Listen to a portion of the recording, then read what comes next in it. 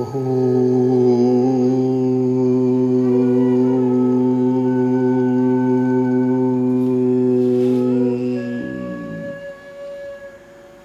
माँ, जय जय माँ। श्री जीवन सूत्र अध्यात्म सत्संग के 66वें दिवस में आप सबका हृदयपूर्वक स्वागत है। रक्षाबंधन के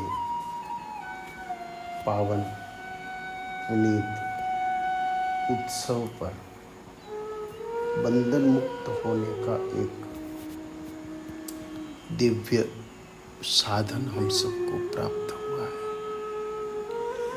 जिस साधन का नाम है सत्संग। वह सत्संग जो अर्जुन को प्राप्त हुआ, सत यानी ईश्वर, संग यानी साथ। अर्जुन को ईश्वर का साथ प्राप्त हुआ। महाभारत के रणांगन में, कुरुक्षेत्र में, धर्म क्षेत्र में वही संग भगवान के वांगमय स्वरूप श्रीमद् भगवद गीता जी के रूप में हमें प्राप्त हुआ। गीता जी के प्रथम अध्याय के 14वें श्लोक पर हम लोग विचार कर रहे हैं और उस विचार के माध्यम से हम अपने आराध्य, अपने इष्ट, अपने लक्ष्य तक पहुंचने का एक सुखद प्रयास भी कर रहे हैं। तो आइए पहले गीता जी के प्रथम अध्याय के 14वें श्लोक को समझ लेते हैं कि श्लोक क्या कह रहा है। ततः श्वेते हर्ययुक्ते महती स्यंदने स्थितौ माधवः पांडवश्चैव दिव्यो शंखो प्रधमतुः। जब दुर्योधन ने भीष्म पितामह को प्रसन्न करने के लिए सभी योद्धाओं को कहा कि आप चारों ओर से भीष्म जी की रक्षा कीजिए, तब भीष्म पितामह ने दुर्योधन को उत्साहित करने के लिए, दुर्योधन को प्रसन्न करने के लिए बहुत उच्च स्वर में सिंहनाद के समान शंख बजा दिया।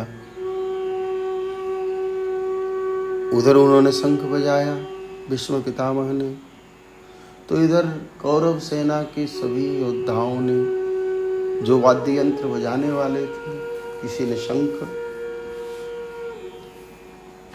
किसी ने गौमुख, किसी ने पखवाज, किसी ने ढोल, किसी ने नगाड़ा बजा दिया। वो ध्वनि हुई, भयंकर ध्वनि हुई। जब भयंकर ध्वनि हुई तब पांडुपुत्र के द्वारा क्या किया गया, ये स्वाभाविक प्रश्न पैदा होता है। लेकिन पांडुपुत्र प्रतीक्षारत थे जब तक हमारे स्वामी श्री कृष्ण, जो भले अभी महारथी नहीं, एक सारथी के रूप में उपस्थित हैं, लेकिन इनकी तरफ से जब तक कोई संकेत न मिले, हमें प्रत्युत्तर नहीं देना चाहिए।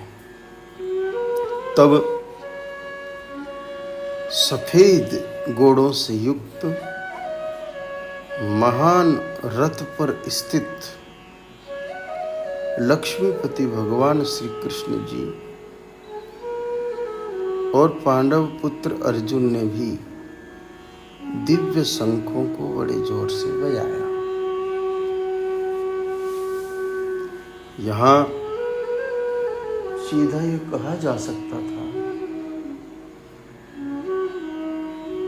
कि श्री कृष्ण जी ने और अर्जुन ने शंख बजाया, जोर से शंख बजाया। ये कह सकते थे, लेकिन यहाँ पर दो चीजें और जोड़ी गई है कहने में, जो बहुत महत्वपूर्ण है, जिन पर हमें विचार करना चाहिए। और काफी उपमाओं से युक्त इस सारी बात को कहा गया है, इस पर भी हम लोगों को विचार करना चाहिए। सबसे पहले तो कहा कि श्वेत घोड़ों से युक्त महान रथ पर स्थित, ये बात कहने की ऐसी कोई विशेष आवश्यकता प्रतीत होती नहीं है। विश्व पितामह ने जोर से शंख बजाया, कहाँ खड़े हैं, इस पे खड़े हैं, कैसी चीज पे खड़े हैं, इसका कोई उल्लेख नहीं है। लेकिन यहाँ पर यह बात कही गई कि सफेद घोड़ों से जुते हुए महान रथ पर बैठे हुए और श्री कृष्ण जी ने और अर्जुन ने दिव्य शंख बड़े जोर से बजाए। तो यहाँ रथ और घोड़ों की चर्चा क्यों की गई? रथ और घोड़ों की चर्चा की गई है तो उस चर्चा को हमें समझना चाहिए। सबसे पहले तो श्वेत हैर्य युक्ते, यानी कि सफेद घोड़ों से युक्त रथ। तो आप सबको जानकारी होगी कि ये सफेद घोड़े कहाँ से प्राप्त हुए। चित्ररथ नाम के गंधर्व ने प्रसन्न होकर के अर्जुन को 100 घोड़े प्रदान किए थे, और वो घोड़े ऐसे थे कि किसी युद्ध में उन घोड़ों को लेकर के लड़ा जाए तो चाहे घोड़े मर जाएं, लेकिन वो 100 के 100 बने रहते थे। एक कम होते कि दूसरा उनकी जगह आके खड़ा हो जाता था। यह बात विचारणीय है। ये तो ठीक है, लोक दृष्टि से हम अगर विचार करें तो चित्र नाम के गंधर्व ने 100 घोड़े दिए थे। घोड़े अद्भुत थे, उनका संख्या का नाश नहीं होता था, 100 के 100 बने रहते थे। उन्हीं में से चुने हुए 4 घोड़ों को, जो विशेष विशेषताओं वाले थे, उन 4 घोड़ों को रथ में जोता था। परंतु प्रश्न यह है कि यहाँ पर घोड़े हैं, 100 के 100 बने रहते हैं, इसका क्या अर्थ है? सफेद घोड़े हैं। घोड़ा सामान्य तौर पर बल का प्रतीक भी होता है, क्योंकि आप कभी भी देखिएगा तो किसी शक्ति का जब पैमाना तय किया जाता है तो अश्व शक्ति से तय किया जाता है, हॉर्स पावर। सिंह में खूब शक्ति होती है, हाथी में खूब शक्ति होती है, लेकिन कहीं एलिफेंट पावर या लॉयन पावर की बात नहीं कही है कि ये इंजन कितने अश्व शक्ति का है, ये वाटर पंप के साथ जो मोटर लगी हुई है ये कितने HP की है, हॉर्स पावर की है, अश्व शक्ति की है। इसलिए घोड़े को एक तो शक्ति का रूप माना गया है, दूसरा घोड़े को वासना का रूप भी माना गया है। तो यहाँ पर सफेद घोड़े का अर्थ सात्विक शक्ति से है और घोड़े का अर्थ वासना से भी है। दोनों ही दृष्टि से हमें विचार करना चाहिए, क्योंकि सफेद शब्द का उपयोग किया, ऐसे भी नहीं कहा कि घोड़े, सफेद शब्द का उपयोग किया, और सफेद सात्विकता का, शांति का प्रतीक होता है। और घोड़े में बल का घोड़े को पैमाना मान लिया गया है। तो यह कह सकते हैं कि जहां पर सात्विक शक्ति होती है वहां पर बल विशेष होता है, और जहां पर तामसिक शक्ति होती है वहां बल विशेष नहीं होता है, बल भी वहां पर सामान्य ही होता है। अर्थात विशेष बल किसी को चाहिए तो अपने भीतर सात्विकता का प्रवाह बनाए रखे, बिना सात्विकता के प्रवाह के विशेष बल की प्राप्ति नहीं हो सकती। विशेष बल किसके लिए चाहिए? तो हमें विशेष बल चाहिए होने का मतलब साधक को। यहाँ क्योंकि चर्चा साधकों से जुड़ी हुई ही हो रही है, अन्य चर्चाएं नहीं हो रही है, इसलिए साधक को बल किसमें चाहिए? साधक को तो भगवान को प्राप्त करना है। बल तो युद्ध के लिए चाहिए, बल विशेष श्रम के लिए चाहिए। तो साधक को भी कर्तव्य पालन के लिए बल की आवश्यकता होती है। किसी की रक्षा, किसी की सेवा, किसी सात्विक कार्य के संचालन हेतु बल तो चाहिए, पर सात्विक बल चाहिए, अथवा यूं कहें कि कभी नष्ट न होने वाला बल चाहिए, कभी क्षीण न होने वाला बल चाहिए। तो उसके लिए शर्त है कि पहले हमारे जीवन में, यानी कि साधक के जीवन में सात्विकता का होना अत्यंत आवश्यक है। वैचारिक सात्विकता, व्यवहारिक सात्विकता, आहार की सात्विकता, ये सारी सात्विकताएं उस बल को प्रदान करती है जिससे साधक अपने कर्तव्यों का ठीक तरीके से पालन कर उस कर्तव्य पालन को ही साधन के रूप में उपयोग कर अपने साध्य तक पहुंच सकता है। अथवा वह भक्ति मार्ग का साधक है तो भी भक्ति में अगर राजसिकता या तामसिकता है तो उस भक्ति में निष्कामता न रह पाएगी, अतः भक्ति अपना मूल स्वरूप खो देगी। इसलिए अगर भक्ति मार्ग से भी प्रभु को प्राप्त करने का विचार कोई करता है तो भी सात्विकता परम आवश्यक है। और ज्ञान मार्ग है, ज्ञान मार्ग पर चलकर के प्रभु को प्राप्त करने का अगर कोई विचार करता है तो उसमें भी सात्विकता अत्यंत आवश्यक हो जाती है। सात्विकता इसलिए अत्यंत आवश्यक हो जाती है क्योंकि ज्ञान में अगर सतोगुण नहीं रहा,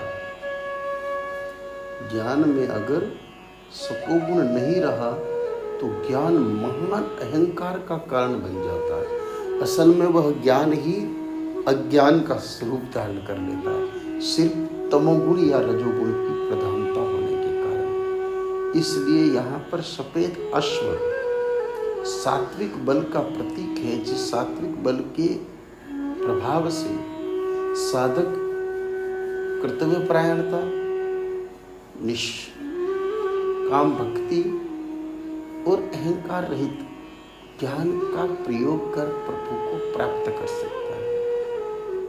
इसलिए यहाँ श्वेत घोड़ों की बात आई है। ये तो हो गया सात्विक पक्ष। अब दूसरी बात आती है घोड़े के वासना का प्रतीक होने की। तो यहाँ पर आगे एक बात स्पष्ट होती है। इन घोड़ों पर अगर अनुसंधान किया जाए, इन घोड़ों पर अगर चर्चा की जाए तो एक बात स्पष्ट हो जाती है कि ये घोड़े 100 थे और कभी कम नहीं होते थे। कितना ही मार डालो, इतने ही घोड़ों को मार डालो, युद्ध भूमि में ये 100 के 100 बने ही रहते थे। अर्थात वासना इतनी शक्तिशाली है कि बड़े से बड़े युद्धों में उसको कितना ही नष्ट कर दिया जाए, वो जितनी होती है उतनी बनी ही रहती है। इतनी प्रबलता होती है, भले ही वह वासना सात्विकता का आवरण क्यों न ओढ़े हुए हो, क्योंकि घोड़े यहाँ सफेद है, इसलिए सात्विकता के विषय को तो भूलना है नहीं। सात्विकता के विषय को भूला नहीं जा सकता। तो वासना चाहे तमोगुणी है, रजोगुणी है, चाहे सतोगुणी है, वासना का प्रभाव इतना है कि वह आसानी से किसी के मारे मरती नहीं है। वह किसी न किसी स्वरूप में खड़ी ही रहती है। तो चित्ररथ द्वारा प्रदत्त वो घोड़े मरते नहीं हैं, ये बात तो महाभारत का हिस्सा हो गई। लेकिन हमारे जीवन में जो वासनाओं के घोड़े हैं, कामनाओं के घोड़े हैं, इच्छाओं के घोड़े हैं, जो बेलगाम दौड़ते रहते हैं, उनकी कोई लगाम भी नहीं है, कोई नियंत्रण नहीं है, बस दौड़ते जा रहे हैं, दौड़ते जा रहे हैं, दौड़ते जा रहे हैं। और उनके साथ या तो हम दौड़ करके थक रहे हैं, अथवा तो उन पर सवार होकर के दिशाहीन है। वो जहाँ जा रहे हैं, वो जहाँ हमें ले जा रहे हैं, वहाँ फिर प्रभु प्राप्ति का कोई मार्ग दिखाई नहीं देता है, ईश्वर प्राप्ति का कोई मार्ग नहीं दिखाई देता है। क्योंकि इच्छाएं, कामनाएं, वासनाएं इतनी भयंकर और इतनी प्रबल होती है, इतनी प्रबल होती है कि उनकी प्रबलता का सामना आसानी से फिर कर्म, ज्ञान और भक्ति भी नहीं कर पाती है। इसलिए पहले ही सावधान रहना होगा कि हम ऐसे घोड़ों को नियंत्रण में लाने या ऐसे घोड़ों को मार डालने का प्रयास करने की जगह हम ऐसे घोड़ों से दूर ही रहें। हम किसी भी चित्ररथ गंधर्व से इस प्रकार के घोड़े प्राप्त न करें। यहाँ गंधर्व आकर्षण का प्रतीक है, क्योंकि गंधर्वों के दो स्वरूपों का विशेष वर्णन आता है। एक तो गंधर्वों के सौंदर्य का और दूसरों गंधर्वों के गान का। गान भी आकर्षित करता है और सौंदर्य भी आकर्षित करता है। तो एक तो हो गया गंधर्व, ऊपर से चित्ररथ। चित्ररथ का अर्थ जो बनावटी जीवन पर सवार है। चित्र बना हुआ होता है, वास्तविक नहीं होता है। अथवा जो सौंदर्य श्रृंगार किया जाता है, उसमें भी एक तरह से चित्रांकन किया जाता है। तो ये जो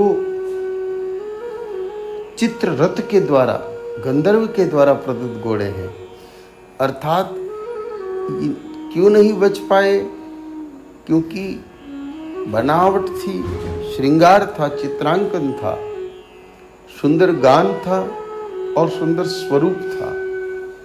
इन सब स्थितियों ने बचने नहीं दिया और कामनाओं के अधीन कर लिया, वासनाओं के अधीन कर लिया। और यह अधीनता आगे जाकर के बहुत प्रयत्न करने पर भी फिर वध नहीं हो पाया। वो संख्या बनी रही, वो गणित बनी रही। तो यहाँ पर खूब सावधान रहने की आवश्यकता है साधक को पहले से ही।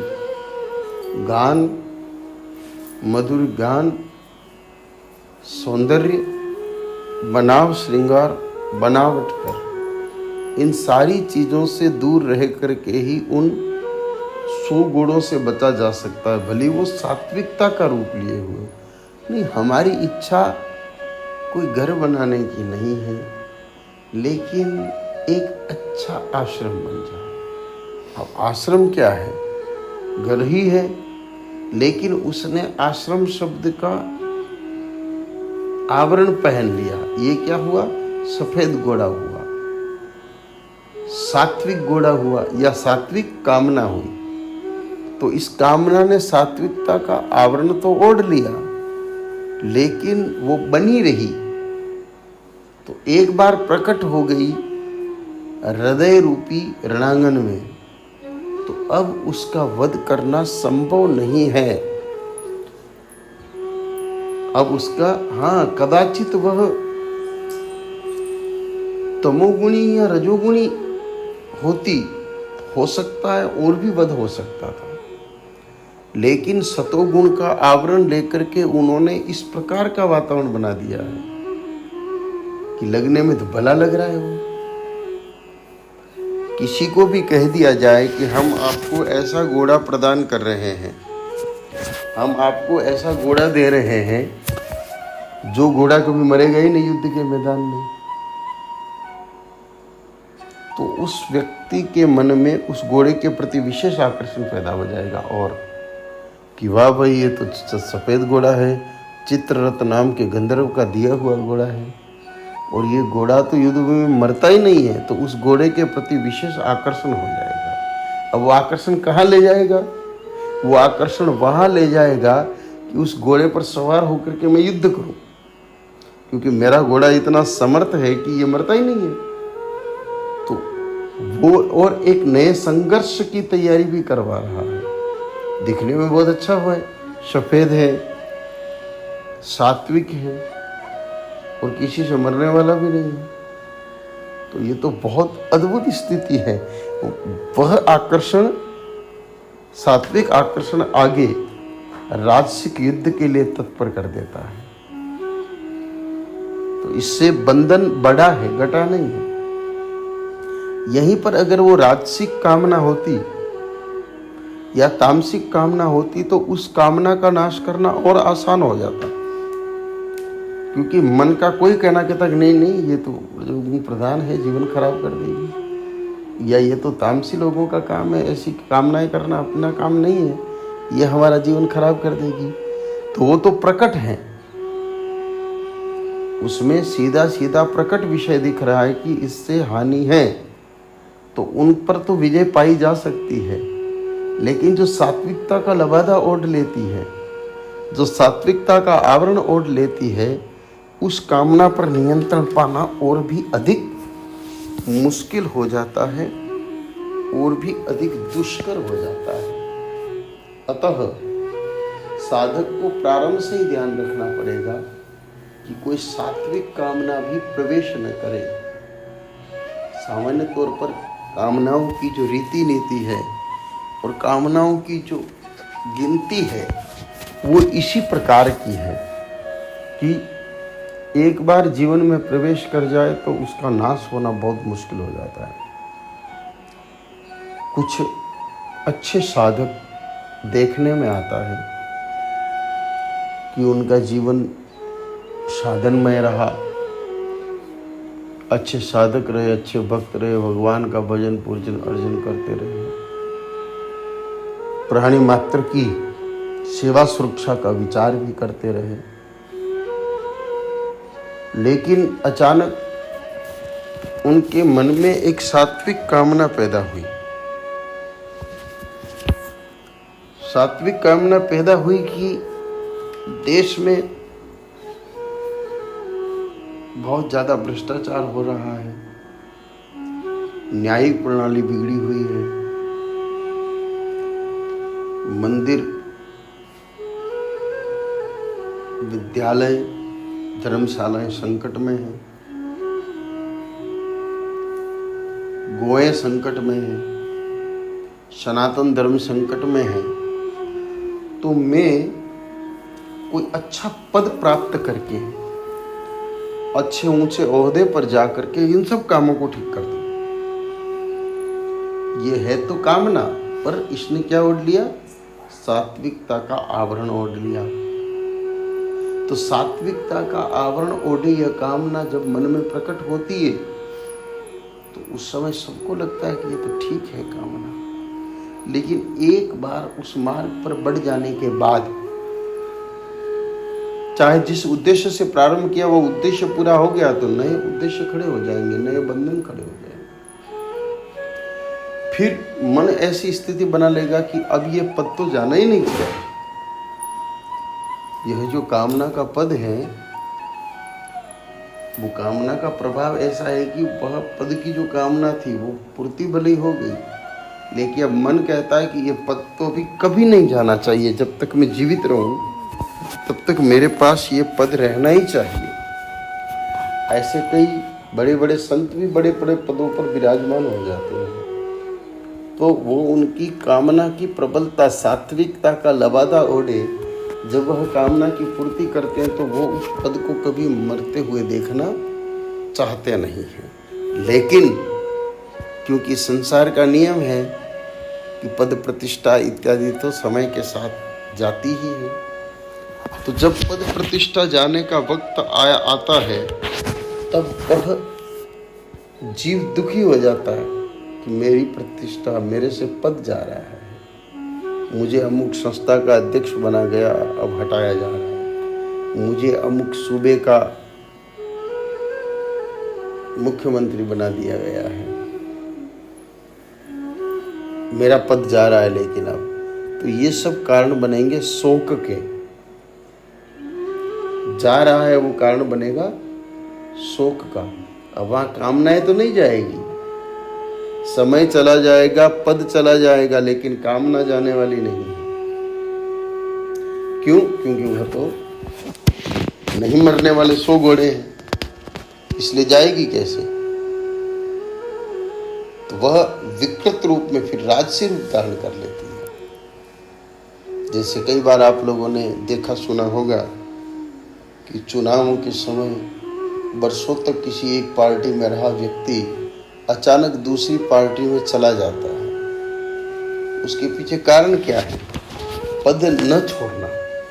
इधर से पद कमजोर होने की संभावना दिख रही है तो यह पार्टी का त्याग करके उधर चले जाओ। अब वो पहले तो स्थिति थी सतोगुणी लबादा की, अब वो प्रकट होकर के रजोगुण और तमोगुण में प्रकट हो गया। तो इस प्रकार चाहे पद की कामना है, चाहे प्रतिष्ठा की कामना है, चाहे वस्तु की कामना है, चाहे लंबे जीवन की कामना है, ये सब कामनाएं एक बार प्रकट हो जाने के बाद इनका नाश करना अत्यंत दुष्कर हो जाता है। कभी कभी विशेष प्रयासों पर कुछ कामनाओं का नाश हो सकता है, लेकिन यहाँ गीता जी संकेत कर रही है, भगवान श्री कृष्ण एक तरह से स्वयं कहना चाह रहे हैं कि मैं स्वयं वहां उपस्थित था, इसके बावजूद भी कामना अपनी जगह खड़ी हो गई। तो बिल्कुल असावधानी न रखी जाए, पूर्ण रूप से सावधान रहा जाए कि न ज्ञान में, न भक्ति में, न सेवा में किसी भी क्रम में किसी भी प्रकार की कामना न रखी जाए, इच्छा न रखी जाए। तभी हमारे जीवन में जिस रथ में हम बैठे हुए, रथ तो है ही, जिस रथ में हम बैठे हुए कहाँ जाने के लिए? परमात्मा के पास जाने के लिए। उस रथ के घोड़े फिर हमें वासना वाले घोड़े न मिल करके हमें उस रथ में जुते हुए वृषभ मिलेंगे जो धर्म का प्रतीक है।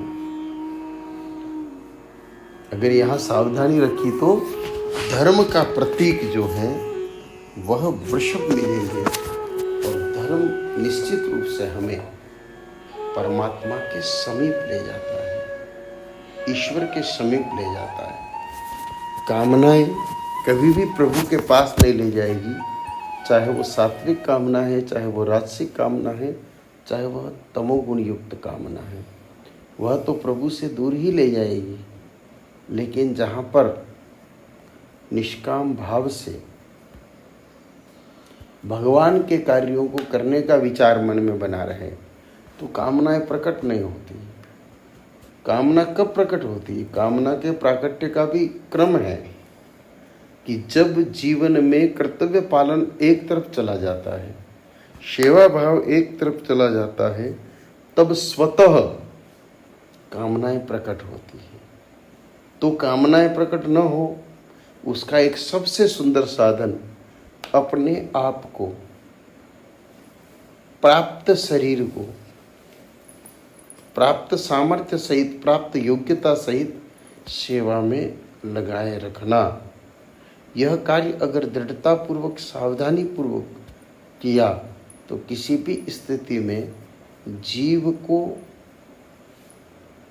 उन घोड़ों के बंधन में बंधना नहीं पड़ेगा, एकदम स्वतंत्रता मिलेगी। वो घोड़े भले ही उन घोड़ों को लेकर के कहा जाता है, काफ़ी विषय प्रचलित है उन घोड़ों के बारे में। ये कहा गया कि वो पृथ्वी, स्वर्ग आदि सभी स्थानों पर जा सकते थे, उनकी कहीं रोक टोक नहीं थी। स्वर्ग और पृथ्वी इत्यादि स्थानों पर तो जा सकते थे, लेकिन वैकुंठ नहीं जा सकते थे। यानी कि मुक्ति किसी भी स्थिति में संभव नहीं है। तो मुक्ति के लिए तो निष्कामता, चाहे वो ज्ञान में है, चाहे वो भक्ति में है, चाहे कर्मयोग में है, और निराभिमानता जो कि कर्म ज्ञान में है। तो इस तीनों के साम्य के प्रभाव से ही हम इस कली के प्रभाव से प्रकट हुई कामनाओं को हम पूरी तरह से समाप्त कर सकते हैं। आज का समय पूर्ण हुआ, इसलिए सत्संग पूर्ण करते हैं। जय माँ, जय जय माँ। ओम।